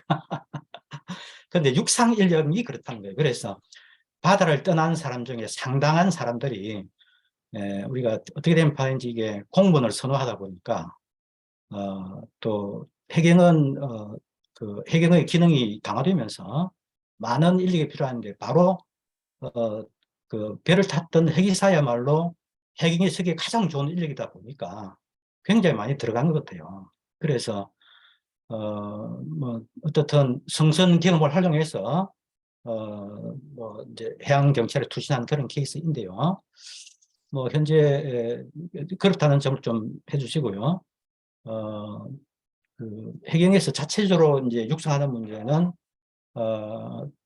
해양경찰교육원이 이제 만들어졌기 때문에 뭐 거기에서 좀 더 국가 전략적으로 이제 자체 인력 육성에 들어간 걸로 알고 있습니다. 일부는 그러하기 때문에 시간의 경과에 따라서 아마 어느 정도 해야 되지 않을까라는 생각을 해봅니다. 그래서 뭐 제가 해양경찰 문제를 어떻게 해야 되는지에 대해서는 깊이 생각하지 않아서 예, 제 의견을 좀 예, 말씀드리겠습니다. 예. 교수님 감사합니다. 네. 정말 저 톤세 제도는 말이죠. 물론 이제 바다의 품, 그 선주들 정말 참 칭찬받아 마땅한 좋은 일을 하신다고 저도 생각합니다. 그렇지만 이제 그 선원 양성을 톤세 제도 그 성립의 조건으로 하는 것하고 그걸 이제 톤세들을 다 해서 내가 수입을 얼마 얻은 다음에 선주들이 다시 객출해서 내는 것하고는 이미 그 이제 방법 자체가 이거는 간접적인 방법이기 때문에 저 생각에는 이제 유럽이나 일본이나 그 사람들이 하는 것하고 같은 방법으로 가는 것이 좀 맞지 않겠나 하는 것이 제 생각인데 그 제가 뭐 또 정책자문위원장이니까 정부하고 또 한번 그리고 또 해운 또 협회하고도 상의해 가지고 이참에 그 한번 좀 좋은 방향으로 한번 만들어 보도록 그렇게 하겠습니다. 예, 예, 권호인 대표님, 예, 말씀 부탁드리겠습니다. 저 교수님 발표 들으니까 굉장히 안심이 됩니다. 어느 그 협회보다가 훨씬 더 아주 세부적으로 깊이 있게 다 문제점 해야 될 일을 다 나열해 주셔가지고 안심이 되는데 금방 톤세제랑 그 관련된 것들을 제가 조금 다른 각도에서 말씀 한번 드려보겠습니다. 한국은 영세 선사가 너무 많습니다.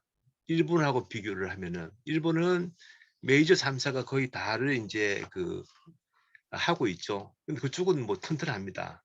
한국은 몇몇 회사를 빼면은 해운협회의 그 회원 선사들 자체가 미래 전망이 그렇게 밝지 않습니다.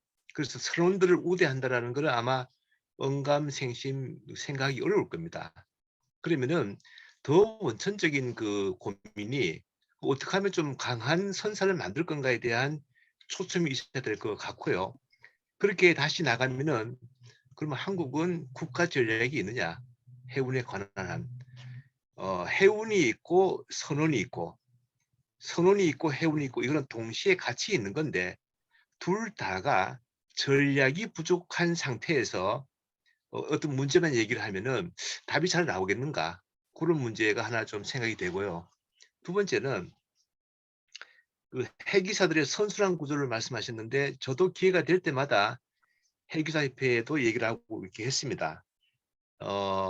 선기장들은 기술적인 우위가 있습니다. 조금 기능은 다른데 특히 기관장 같은 경우에는 육상에 내리면은 그 기관장들이 갖고 있는 실력을 쓸 때가 굉장히 많습니다.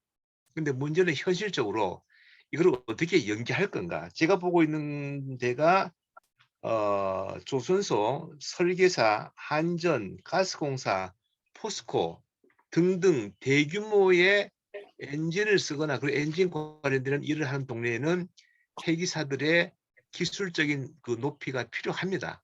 근데 문제는 현실적으로 어떻게 그걸 연결시킬 수 있을 건가라는 문제가 이제 하나 나오는데 거기에 그 방법이 될 수 있는 게 최근에 나오는 그 메타버스의 기술을 응용을 하면은 육상하고 해상하고를 원활하게 연결시킬 수 있지 않을까. 예를 들면은 해상에서 그 실제 하고 있는 것들을 메타버스로 구현을 해서 그걸 육상이 필요한 동네에 보여주면은 이런 게 가능하겠다는 답이 나올 것 같은데 그거는 한번 그 교수님께서 기회가 되시면은 한번 고려해 보는 것도 괜찮을 것 같습니다. 두 번째는 지금 머스크가 컨테이너 분야에서 그 굉장히 큰 일을 하고 있는 회사인데 이 머스크는 자체 그 성선 생활을 유튜브 동영상을 다 찍어서 홍보를 합니다. 저도 그 기회 날 때 한 번씩 보는데 그 머스크의 컨테이너 선박 내부 생활, 그 다음에 편의시설, 뭐 항해 장비, 아까 그 이렇게 인터넷 말씀하셨는데 그런 거 당연히 다 되고요.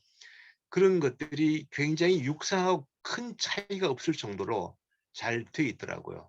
선원이 단순히 그 급여 수준만이 아니고 생활할 수 있는 그 환경 자체도 첨단화가 돼 있고요.